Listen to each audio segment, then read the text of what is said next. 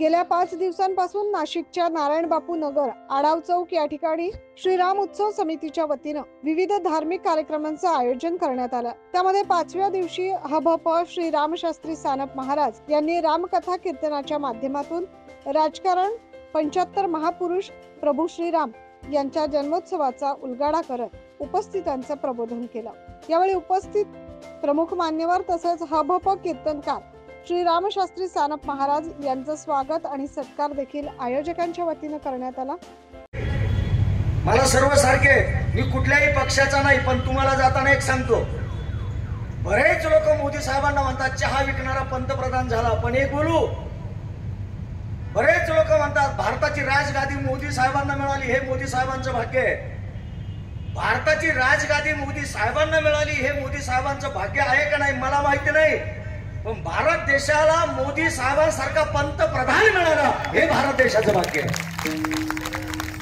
अरे येड्याओ, 1526 पासून रामाला, अरे त्या रामाच्या आईने रामाला फक्त 14 वर्ष वनवास दिला रे, पण तुम्ही हिंदुस्थान मधल्या लोकांनी 500 वर्ष रामाला वनवास दिला, याची यत्किंचित तुम्हाला खंत वाटत नाही।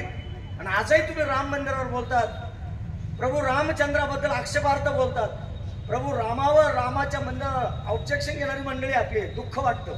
फक्त एक जाताना सांगतो, सर्व ठिकाणी राजकारण आणा, पण अध्यात्मामध्ये आणि तत्वज्ञानामध्ये प्लीज अँड रिक्वेस्ट बापा हो, राजकारण आणू नका। का? तर अध्यात्म हा विषय सृष्टी राखण्याचा विषय आहे, अध्यात्म हा नीती तत्वाचा विषय आहे। अध्यात्म म्हणजे राजकारण नाही, राजकारण म्हणजे अध्यात्म नाही, हे तुम्ही समजून घेतलं पाहिजे। राजकारण एक अलग मॅटर आहे, राम मंदिर एक अलग मॅटर आहे, पण सांगून सांगून मीच थकलो, लोकांना कधीच कळलं नाही। हो, छत्रपती शिवाजी राजांच्या नावावर यांना फक्त राजकारण करायचं असतं, पण एकही राजकीय नेत्याला छत्रपती महाराजांचा यथाभूत इतिहास सांगता येणार नाही। ध्यानात ठेवा, पहिला मुद्दा जाताना सांगतो, छत्रपती शिवरायांचा इतिहास म्हणजे राजांचा इतिहास नाही। जगात जातीवाद संपून समाज एकत्र आणणारा फक्त एकच नर झाला, त्या नराचं नाव छत्रपती शिवाजी महाराज। तुम्ही म्हणाल कशावरून?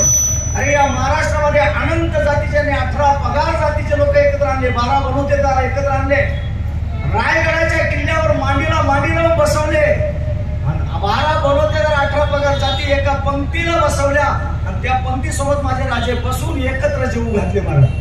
ज्या छत्रपती शिवाजी राजांनी महाराष्ट्रातला जातीवाद संपवला, त्या राजांच्या नावावर तुम्ही जातीवाद करत असाल तर हे तुमचं फार मोठं चुकीचं आहे। या देशाची घटना येणार आहे। डॉक्टर बाबा भीमराव आंबेडकर, डॉक्टर भीमराव आंबेडकर यांनी धर्म बदलला, धर्म बदलला नाही, धर्म वैतागून बदलायला लावला। डॉक्टर भीमराव आंबेडकरांचं असेल तर आनंदी जीवन जगायचं शिका। आनंदी जीवन जगणं एक वेगळा मॅटर आहे, आणि पैशासाठी खर्च करून मेंदू त्याच्या जिरवणं हा एक वेगळा मॅटर आहे। विठ्ठल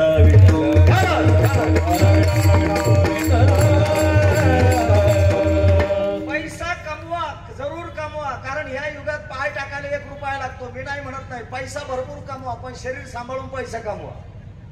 शरीर खर्च करून पैसा कमावतात, कमवलेला पैसा शरीर रिपेअर करण्यासाठी डॉक्टरकडे घालवतात, सारखंच होतं। म्हणून या चक्रव्यूहातून जर तुम्हाला सुटायचं असेल तर संसार कसा करावा याची व्याख्या रामायणात आहे, नीट आहे का?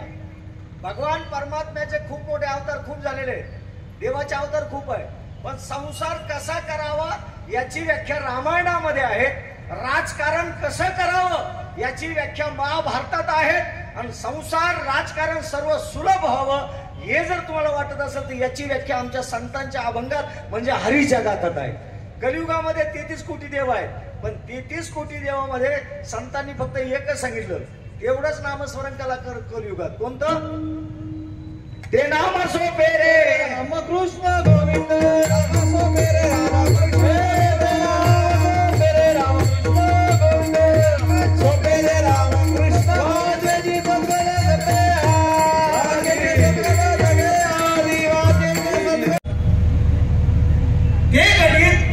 भीमराव आंबेडकरांसोबत जुळला जातो। तुम्हाला माहितीसाठी सांगतो, डॉक्टर भीमराव आंबेडकरांच्या धर्मपत्नी आईसाहेब रमाबाई, रमाबाईला माहिती होतं माझा नवरा परदेशात शिक्षण घेतोय, कोणकोणती जबाबदारी मी मामांजीवर टाकायची, मामांजी म्हणजे छत्रपती जमा केलेलं शेण थापायचं, थापलेल्या गौऱ्या वाळवायच्या, वाळवलेल्या गौऱ्या गावात नेऊन विकायच्या आणि त्याचा 1-1 रुपया जमा करून 10-5 रुपये साठले का रमाबाईंनी शाहू महाराजांकडे जायचं आणि सांगायचं, मामांजी तुम्ही तुमच्या मुलाच्या शिक्षणाला पैसे कमी पडणार नाही, पण बायको म्हणून माझाही काही शिक्षणात हातभार असावा म्हणून मी गौऱ्या जमा विकून पैसे जमा केलेले, एवढे पैसे तुमच्या लेकराच्या शिक्षणाला लावा. महाराज छत्रपती शाहू महाराज रमाबाईच्या हातून पैसे घेताना हसायचे, पण रमाबाई निघून गेल्यानंतर खरं सांगायचे, भीमा तुला रमाई सारखी धर्मपत्नी मिळाली म्हणून तुझा प्रवास चांगला आहे. एक जाताना सांगतो महाराज, हा प्रकार का घडला तर त्या काळात जातीवाद हा विषय मिटलेला होता, जातीवाद नव्हताच.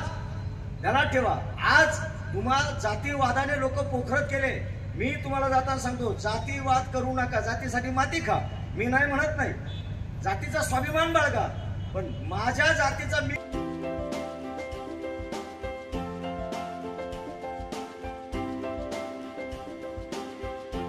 दरम्यान यावेळी उपस्थित प्रमुख मान्यवरांनी संयोजक कैलास आढाव, नामदेव आढाव आणि प्रभू श्रीराम उत्सव समितीने परिसरातील नागरिक व श्रीराम भक्तांसाठी आयोजित केलेल्या या धार्मिक कार्यक्रमामुळे आनंदलेल्या नागरिकांनी श्रीराम उत्सव समितीचे तोंड भरून कौतुक केले.